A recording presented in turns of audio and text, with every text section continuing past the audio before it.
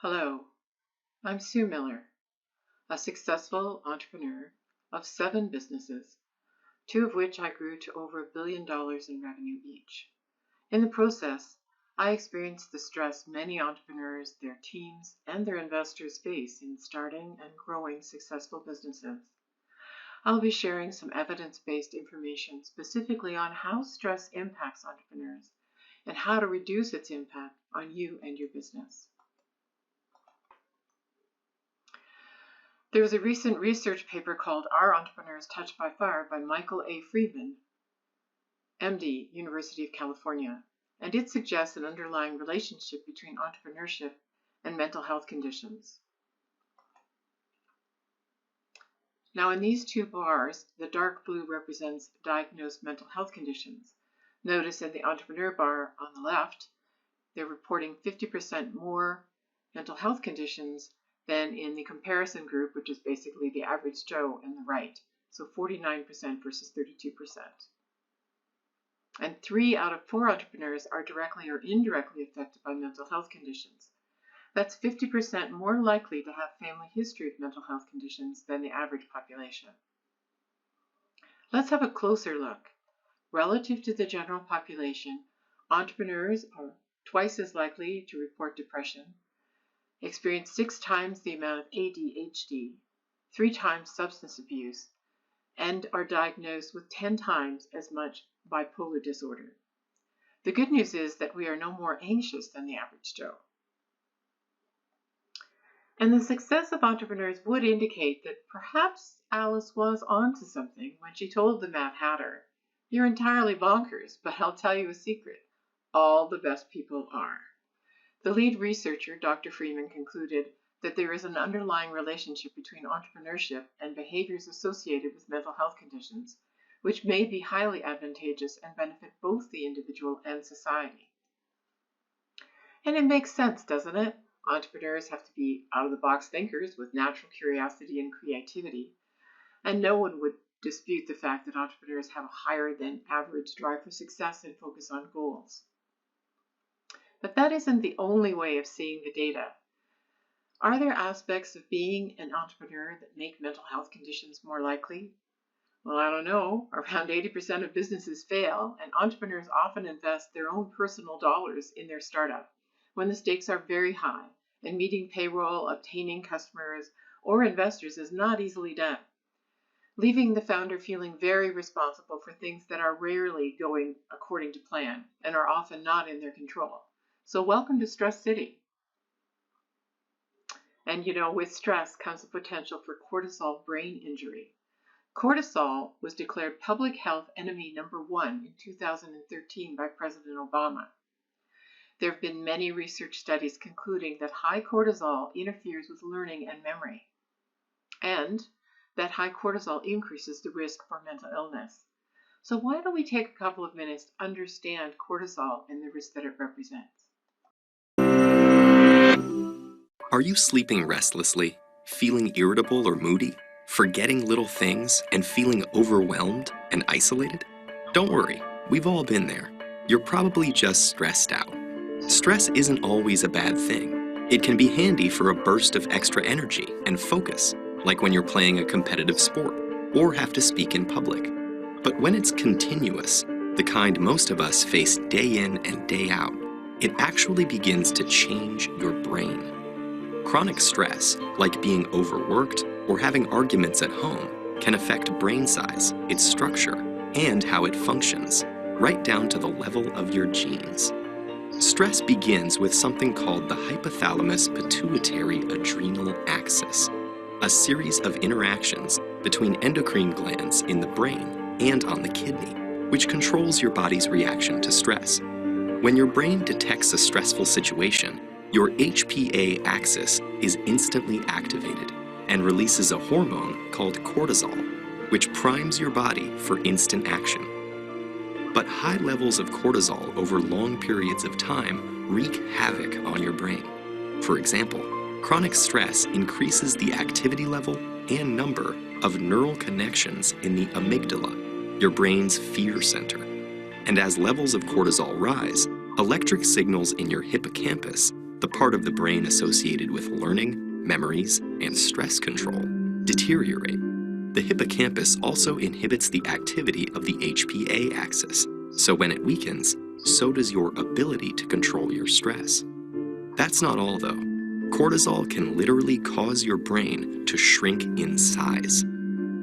Too much of it results in the loss of synaptic connections between neurons and the shrinking of your prefrontal cortex, the part of your brain that regulates behaviors like concentration, decision-making, judgment, and social interaction. It also leads to fewer new brain cells being made in the hippocampus.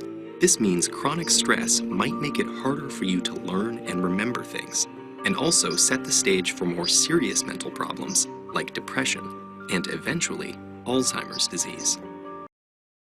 The video had lots of great information, but something that I'd like to emphasize is that we do feel adrenaline. It gives us that rush that motivates us, drives us forward, gives us focus, and helps us achieve. And adrenaline dissipates very quickly. But cortisol builds up more slowly and takes longer to dissipate. And that is the thing we need to be concerned about. So adrenaline is your warrior, but cortisol, you may not even realize how much is circulating or how much it's truly affecting you. It's silent and pervasive. It's a ninja practiced in the art of stealth. And it's a response we can't opt out of or condition against. It's biological, automatic. Doesn't matter how tough or disciplined we might be. Once the alarm to release cortisol has sounded, your body becomes mobilized and ready for action. And your amygdala is basically a hypersensitive smoke detector. It's unfortunately ready to throw you out of the house and turn on the sprinklers every time it senses burnt toast. After being repeated for weeks and months, the capacity to recover is depleted.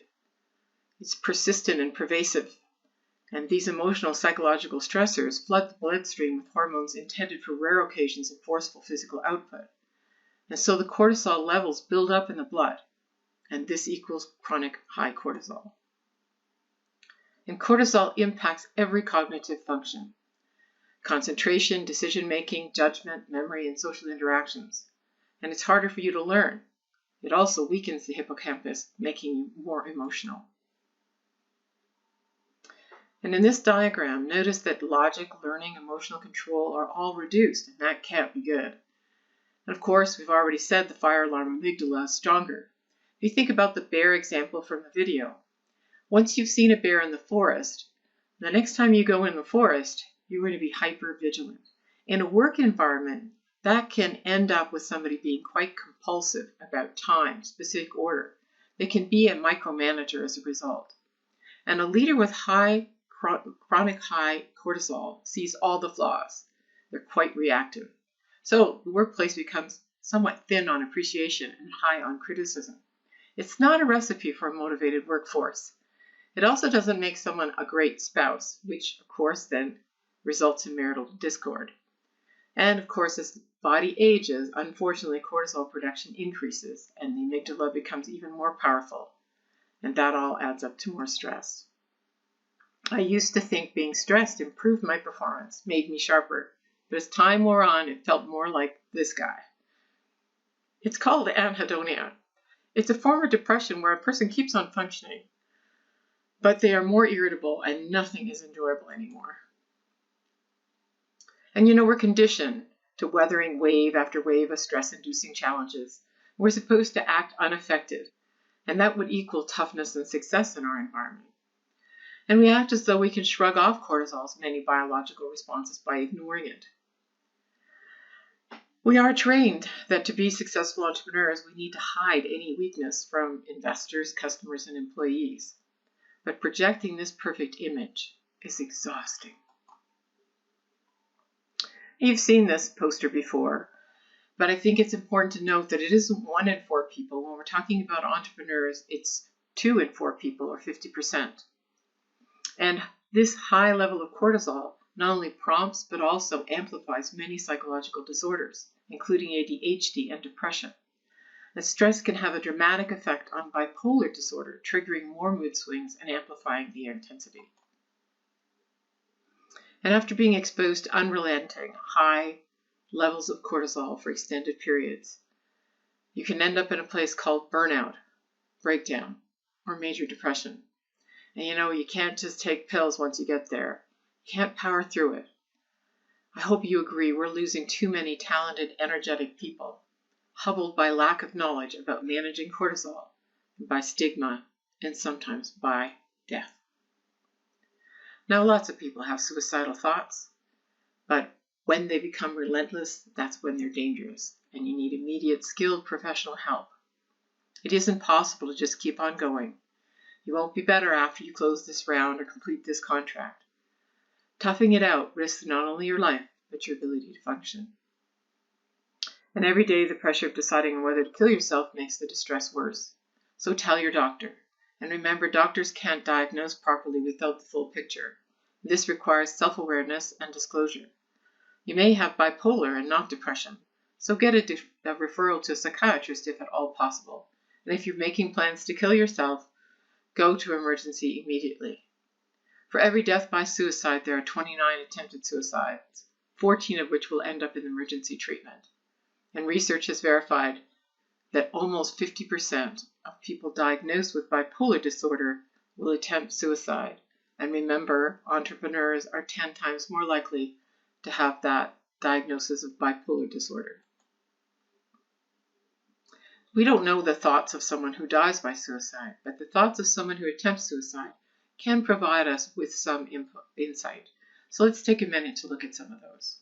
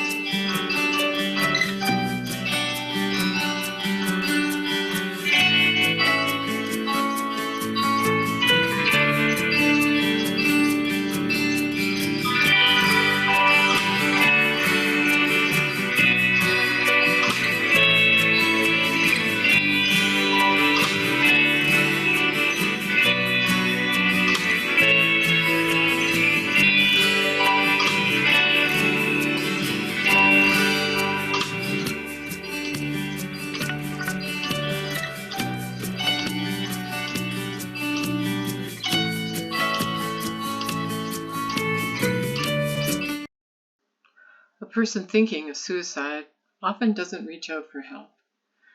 Their inner dialogue often includes, should I tell someone? Will they trust me less? Will they see me as less confident? So I'm taking a risk when I tell you that 5 years ago, I attempted suicide. I woke up in a hospital, frankly disappointed that I was alive. And I was told that I was lucky that I hadn't done more physical harm. And I expected that, once I was physically okay, they were just going to release me back to work, so I could get back in the game. But the doctors weren't so easily persuaded. They knew that entrepreneurs were skilled at acting as though they were okay, only to die by suicide after being released. So I was certified for 30 days for my own safety. And after 2 weeks, I was diagnosed with bipolar disorder. I'd wanted to end my life. But at the moment that I was certified, I realized that what I'd done had made it far worse. There was no control on where I was or what I could do. I didn't have my laptop or a phone. Plus, now I had the stigma of mental illness. Big time. My family was shocked. My job was in jeopardy. And my self-confidence was shattered. And I thought to myself, maybe my suicide attempt was successful, because this sure felt like hell. And I still hesitate to tell people because it means that after I tell them what I have to say may get discounted. Obviously, I wasn't strong enough. What could I say that could possibly apply to your life or your business?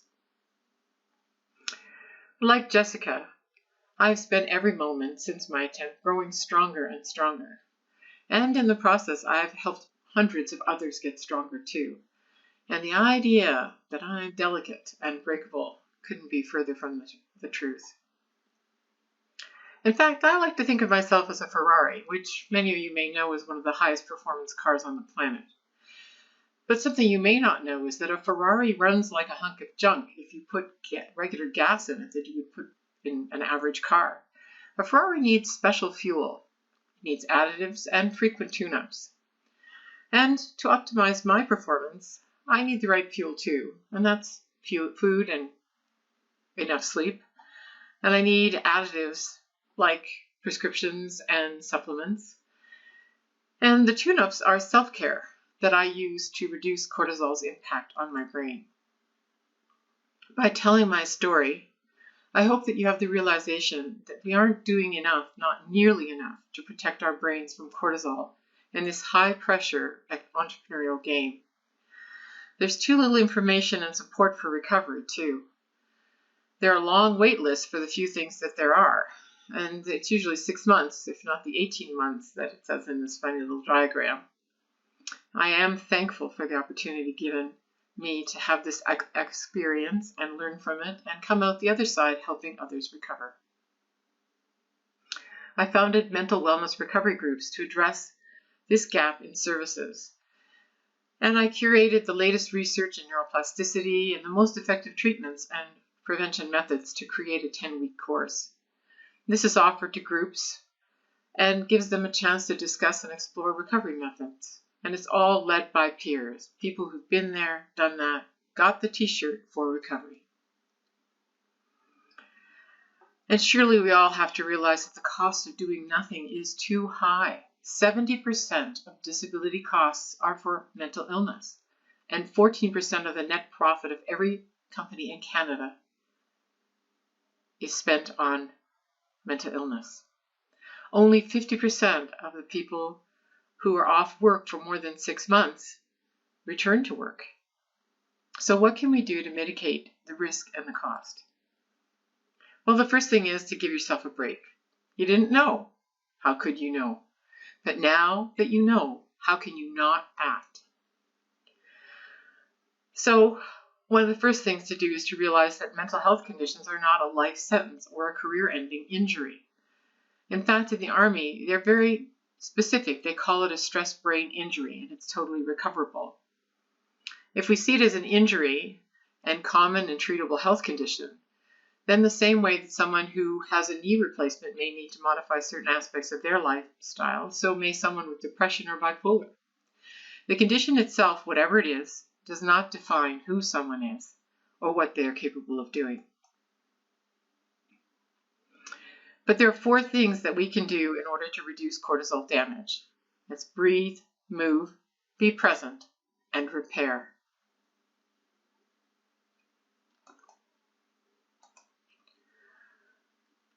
So you might say to yourself, well, I breathe all the time. Well, think about it. When you see a bear, by the time you get back to your car, there's a deep sigh of relief. That's actually the kind of breathing we're talking about, belly breathing. That sigh of relief sends a specific message to your brain that shuts off the production of cortisol. So what you want to do is take a belly breath. That is, put your hand on your belly, inhale and make sure your belly expands, and exhale, make sure that your belly collapses towards your backbone. You want to take 6 of those breaths at a time.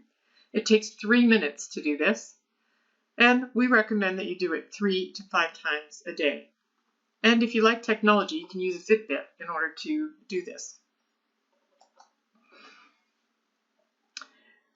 And since adrenaline and cortisol have prepared your body for physical exertion, exercise is excellent. But again, remember the bear analogy. If you're running away from a bear and you're exhausted and you can keep on running, your body's going to produce more cortisol. Therefore, we're not talking about high intensity or endurance training. We're talking about aerobic activity like walking or biking, something for 20 to 30 minutes at a time. And be sure that wherever you are, make sure that you're there. Research has found that psychological detachment from work is a necessity for staying energetic, engaged, and healthy. True psychological detachment occurs when you completely refrain from work-related activities and thoughts. And you can walk also, but be careful that you're not thinking about your next meeting or a problem that you have or your to-do list. That's not being present. It may seem efficient to you, but it's allowing the cortisol to build up in your body. So what you want to do is be truly present. That is, look at one thing that you see, one thing that you physically feel, and one thing that you hear or smell. Then do 2 things, 3 things, 4 things, and 5 things. This will help disengage you from your head so that you can be present in the walk. And stop multitasking. Do one thing at a time. Research confirms that multitasking is stressful and it actually makes you less productive. And even the seemingly innocuous habit of frequently checking emails increases cortisol levels.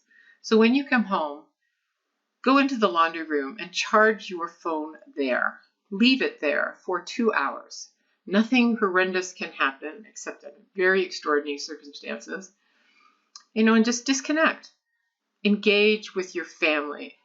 Engage with physical activity. Engage with your dog, but disengage from work for at least 2 hours. And of course, thousands of studies support the use of mindfulness meditation for reducing cortisol while increasing brain chemicals like serotonin, GABA, and endorphins. But if you want to relax better and faster, you can be on the cutting edge of relaxation. Use Buddhify for meditation, and a pro-relaxation music playlist can lower your cortisol by 66%. Invest 3 to 4 minutes at a time being present. Escape your thinking and planning, the things that keep pumping cortisol into your system. And if you'd like, you can try Tranquil, which is a web-based CBT counseling service. I remember walking out of a meeting where I had said to a customer, what makes it possible to sleep at night is thus and thus. And the founder of the company turned to me after the meeting and said, you sleep at night?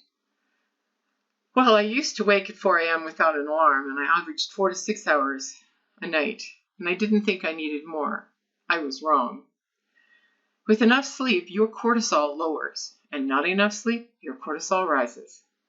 And sleep repairs cortisol damage, but high levels of cortisol prevent the deep reparative sleep your body needs for recovery.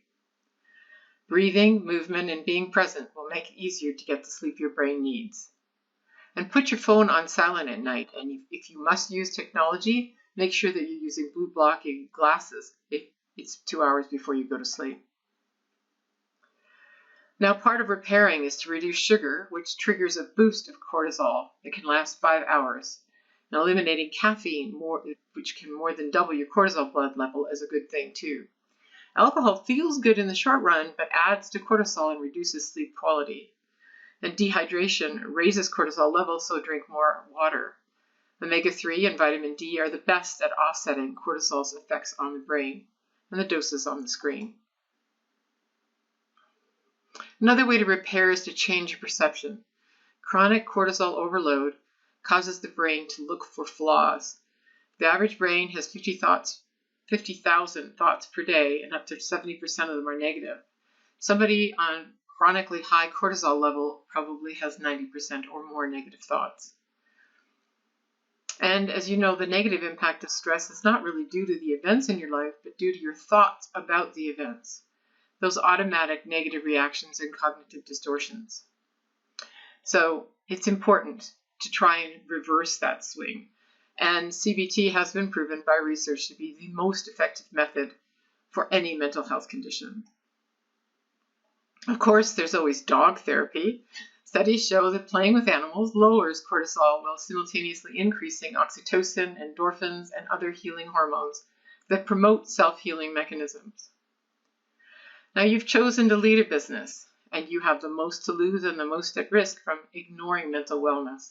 Prevent your own cortisol brain injury and seek help sooner if you notice the signs of mental distress. Change just one thing today. Breathe, move, be present, and repair. I hope you do. I hope you take good care of yourself, and I wish you all the success in your business.